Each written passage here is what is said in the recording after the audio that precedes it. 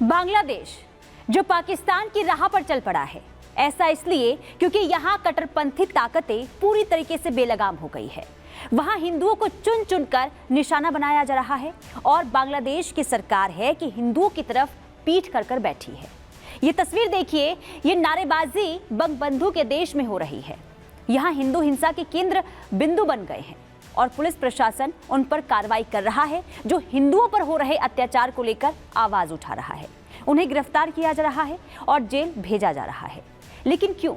क्या यूनुस सरकार और यूनुस की पुलिस कट्टरपंथियों के हाथों की कठपुतली बन गई है?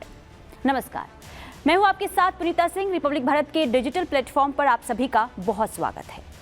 बांग्लादेश में इस साल अगस्त में सियासी उलटफेर के बीच अल्पसंख्यकों पर हमले की जो तस्वीरें सामने आई थी, उसकी सीरीज लगातार अब आगे बढ़ती हुई नजर आ रही है। आपको बता दें कि इस्कॉन टेम्पल के पुजारी चिन्मय कृष्णदास की गिरफ्तारी के बाद फिर से वही हमले हिंदुओं पर शुरू हो गए हैं जो सरकार के तख्तापलट के बाद देखने को मिले थे। दरअसल मंगलवार को अदालत के बाहर चिन्मय दास की वैन को घेर लिया जाता है।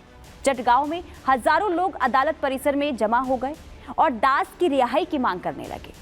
पुलिस ने प्रदर्शनकारियों पर लाठीचार्ज किया तो हिंसा हो गई। हिंसा में एक वकील की मौत हो गई।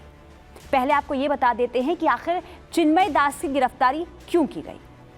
दरअसल बांग्लादेशी पुलिस ने चिन्मय दास पर देशद्रोह का आरोप लगाया है। उन पर अक्टूबर में एक विरोध प्रदर्शन के दौरान बांग्लादेशी झंडे का अपमान करने का आरोप लगा है। ऐसा ये दावा है कि विरोध प्रदर्शन में भगवा ध्वज को बांग्लादेशी झंडे से ऊंचा ज्यादा फहरा दिया गया था। हालांकि राधा रमन दास ने इन आरोपों को खारिज कर दिया है। अब चिन्मय दास की गिरफ्तारी के बाद उनकी रिहाई की मांग को लेकर देश भर में विरोध प्रदर्शन हो रहे हैं। इन प्रदर्शनों को लेकर दावा यह किया जा रहा है कि बांग्लादेश में जब से मोहम्मद यूनुस की सरकार आई है, तब से हिंदुओं पर हमले लगातार बढ़ गए हैं और इसकी तस्वीर भी लगातार देखने को मिल रही है। अब सिर्फ पिछले 24 घंटे की ही बात कर लेते हैं तो बांग्लादेश के अलग अलग शहरों में हिंदुओं को चुन चुन कर निशाना बनाया गया है। कट्टरपंथी ताकतों ने वहां कई हिंदुओं का बेदर्दी से कत्ल कर दिया है। कट्टरपंथी ताकतों ने वहां ऐसा माहौल बना दिया है जैसे उपद्रवियों को वहां हिंदुओं, उनके घरों, दुकानों और हिंदू मंदिरों पर हमले करने की खुली छूट दे दी गई हो। वहां हिंदुओं को बेदर्दी से लाठी, डंडों और हथियारों से मारा जा रहा है और कट्टरपंथी ताकतें गली गली में हिंदुओं की तलाश कर रही है। पिछले 24 घंटे में हिंदुओं के साथ हिंसा की कई ऐसी तस्वीरें वायरल हुई जिसमें हिंदुओं पर जानलेवा हमला किया जा रहा है। उपद्रवी हिंदुओं को घेर घेर कर मार रहे हैं।